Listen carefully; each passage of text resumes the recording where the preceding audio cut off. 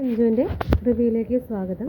അങ്ങനെ സ്വപ്ന വന്നിട്ട് മുകുന്ദനോട് പറയുകയാണ്, അതായത് എനിക്കെന്നല്ല ഒരു പെണ്ണിനും നിന്നെ അഡ്ജസ്റ്റ് ചെയ്യാൻ പറ്റില്ല, കാരണം താൻ ഒരു ഭൂലോക തോൽവി തന്നെയാണ്. അവരുടെ ആഗ്രഹങ്ങൾക്കൊത്ത് അവൾക്ക് വേണ്ടതെല്ലാം വാങ്ങിക്കൊടുക്കാനോ അവളെ നിലനിർത്തി കൊണ്ടുപോകാനോ മുമ്പോട്ട് കൊണ്ടുപോയി അവളുടെ സ്വപ്നങ്ങളെല്ലാം പൂവണിയാനൊന്നും നിനക്ക് സാധിക്കില്ല. നീ ഒരു ഭൂലോക തോൽവി തന്നെയാണെന്നൊക്കെ പറഞ്ഞിട്ട് സ്വപ്ന മുകുന്ദനോട് സംസാരിക്കുകയാണ്. അപ്പോൾ മുകുന്ദനാണെങ്കിൽ വിചാരിച്ചിരുന്നത് കഴിഞ്ഞ ദിവസം സഞ്ജയുമായിട്ടുള്ള കാഴ്ചയെപ്പറ്റി അവൾക്ക് നല്ല വിഷമമുണ്ട്, അപ്പോൾ എന്നോട് സോറി പറയാൻ വേണ്ടി വന്നതാണെന്ന് വിചാരിച്ചിട്ടാണ് മുകുന്ദൻ സ്വപ്നയെ പ്രതീക്ഷിച്ചിരുന്നത്. പക്ഷേ സ്വപ്ന ആകെ നമ്മുടെ മുകുന്ദനെ നല്ല രീതിയിൽ വിഷമിപ്പിക്കുകയാണ്. എന്നിട്ട് ഗുഡ് ബൈയും പറഞ്ഞിട്ട് ഫോട്ടോയും മെസ്സേജെല്ലാം മുകുന്ദൻ്റെ ഫോണിലേക്ക് അയച്ചതെല്ലാം ഡിലീറ്റ് ചെയ്യിപ്പിച്ചിട്ട് പോവുകയാണ് സ്വപ്ന. അപ്പോൾ മുകുന്ദനാണെങ്കിൽ വിഷമിച്ച് നിൽക്കുന്നതാണ് കാണിക്കുന്നത്. അതിനുശേഷം രാത്രിയായിട്ട് അമ്മ വന്നിട്ടില്ല മുകുന്ദൻ്റെ. അപ്പോൾ മുകുന്ദൻ ഒറ്റയ്ക്ക് ഇരുന്ന് അങ്ങനെ വിഷമിച്ച് കരഞ്ഞുകൊണ്ടിരിക്കുകയാണ്. പെട്ടെന്ന് തന്നെ അമ്മ വരുന്നതിൻ്റെ വണ്ടിയുടെ ശബ്ദം കേട്ട് കഴിയുമ്പോഴേക്കും പെട്ടെന്ന് കണ്ണൊക്കെ തുടച്ച് റെഡിയായിട്ട് നിൽക്കുന്നു. അപ്പോൾ അമ്മ വന്നിട്ട് പറയാൻ, മോനെ എനിക്ക് തെറ്റ് പറ്റിയതാണ്, ഇനി മുതൽ ഞാൻ നിൻ്റെ കാര്യങ്ങളിൽ കൂടുതൽ ഇടപെടില്ല, സ്വപ്നയുടെ കാര്യങ്ങളെക്കുറിച്ചൊന്നും പറയാൻ ഞാനൊരാളല്ല.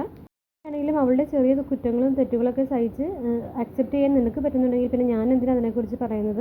അതുകൊണ്ട് തന്നെ നിൻ്റെ ഇഷ്ടമാണ് എനിക്ക് വലുത്, നിൻ്റെ സന്തോഷമാണ് എനിക്ക് വലുത്. അതുകൊണ്ട് തന്നെ നിനക്ക് സ്വപ്നയാണ് വേണമെന്നുണ്ടെങ്കിൽ ഞാൻ അതിന് റെഡിയാണ്. ഞാൻ ഇനി ഒരു തടസ്സവും പറയുകയില്ല. നിങ്ങളുടെ കല്യാണത്തിന് സമയമാകുമ്പോൾ നീ എന്നോട് പറഞ്ഞാൽ മതി, ഞാൻ തന്നെ ഗിരിയോട് സംസാരിച്ചേക്കാം.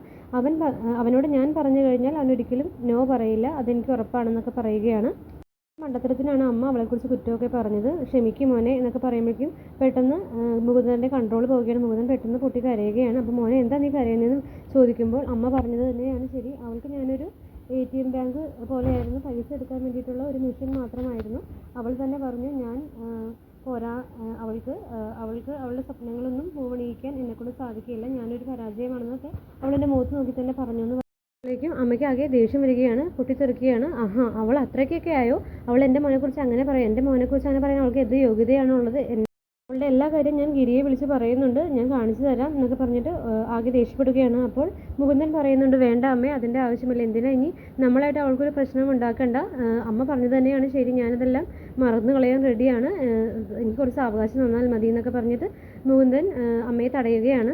ശേഷം കാണിക്കുന്നത് നമ്മുടെ മഞ്ജുവിനെയും ഗിരിയുമാണ്. മഞ്ജു കുളി കഴിഞ്ഞ് ബാത്റൂമിൽ നിന്ന് ഇറങ്ങി വരുന്നു. അപ്പോൾ ഗിരി അങ്ങനെ അവളെ നോക്കിക്കൊണ്ട് നിൽക്കുകയാണ്. അപ്പോൾ എന്താ ഇങ്ങനെ നോക്കുന്നതെന്ന് പറയുമ്പോൾ, എനിക്ക് എൻ്റെ ഭാര്യ നോക്കിക്കൂടെ, ലോകത്ത് ഏതൊരു ഭാര്യയും അവരുടെ ഭർത്താവിന് നോക്കാനുള്ള അവകാശമൊക്കെ ഉണ്ട് എന്നൊക്കെ പറയുകയാണ്. അപ്പോൾ അതൊക്കെ ശരിയാണ്, പക്ഷേ എന്നെ ഇതുവരെ അങ്ങനെ നോക്കിയിട്ടില്ലല്ലോ എന്ന് പറയുമ്പോൾ, ഇനി ആയിക്കൂടെ എന്നൊക്കെ പറഞ്ഞിട്ട്, നീ എന്താ എന്നെക്കുറിച്ച് വിചാരിച്ചിരിക്കുന്നത്? നിന്നോട് ഞാൻ ഇതുവരെ സ്നേഹമൊന്നും കാണിച്ചിട്ടില്ലെങ്കിൽ എനിക്ക് നിന്നോട് വളരെയധികം സ്നേഹമുണ്ട്, എൻ്റെ മനസ്സ് നിറയെ സ്നേഹമാണ്, അത് ഞാൻ പ്രകടിപ്പിക്കാനൊന്നും എനിക്കറിയില്ല, എന്നാലും നീ അത് മനസ്സിലാക്കണം എന്നൊക്കെ പറഞ്ഞിട്ട് കുറച്ച് റൊമാൻറ്റിക്കായിട്ട് അവളുടെ അടുത്തേക്ക് ചെന്നുള്ള കയ്യിലൊക്കെ പിടിച്ച് തോളത്തൊക്കെ പിടിച്ച് അവളൊന്ന് പതുക്കെ കെട്ടിപ്പിടിച്ച് ഇരിക്കുകയാണ്.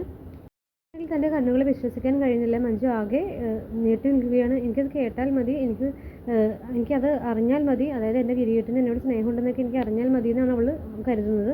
പക്ഷേ അങ്ങനെ അവൾ സന്തോഷിച്ച് ഗിരിയുടെ തോളത്ത് ചാരി നിൽക്കുന്ന സമയത്ത് പെട്ടെന്ന് തന്നെ ഗിരി ചോദിക്കുകയാണ്, ഇപ്പോൾ ഞാൻ റൊമാൻറ്റിക്കാണോ എന്ന് നമുക്ക് തോന്നുന്നുണ്ടോ?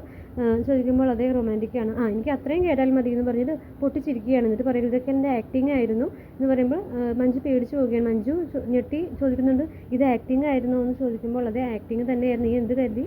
നിന്നെപ്പോലെ ഒരാളെ പ്രേമിക്കാനൊന്നും എന്നെ കിട്ടില്ല പറഞ്ഞ് പൊട്ടിച്ചിരിക്കുകയാണ് ഗിരി. അപ്പോൾ മഞ്ജുവും പറയുകയാണ്, ഇങ്ങനെയൊക്കെയുള്ള കാര്യങ്ങളാണ് ആക്ട് ചെയ്യുന്നതെന്ന് പറഞ്ഞിട്ട് മഞ്ജു ദേഷ്യപ്പെട്ട് പോവുകയാണ്.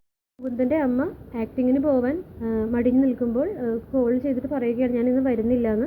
അപ്പോൾ മുകുന്ദൻ നിർബന്ധിച്ച് വിളിച്ച്, പൊയ്ക്കോ അമ്മേ, ഞാനൊരു പ്രശ്നം ഇവിടെ ഉണ്ടാക്കില്ല, എനിക്ക് അത്രയ്ക്ക് വലിയ വിഷമമൊന്നുമില്ല, ഞാൻ അത്ര ലോല ഹൃദയമൊന്നുമല്ല, അമ്മ ധൈര്യമായിട്ട് പോയിട്ട് വാന്ന് പറഞ്ഞ് അമ്മയെ കയറ്റി വിടുന്നതാണ്. എന്നിട്ട് മുകുന്ദൻ ആത്മഹത്യക്ക് ശ്രമിക്കുന്നതാണ് കാണിക്കുന്നത്. മുകുന്ദൻ കൈ ഞരമ്പ് മുറിക്കുകയാണ്. അതേസമയം തന്നെ നമ്മുടെ മഹിമ അവിടെ എത്തുന്നു. പക്ഷേ മഹിമ അപകടം തിരിച്ചറിയാതെ തിരിച്ചു പോകുന്നതാണ് കാണിക്കുന്നത്.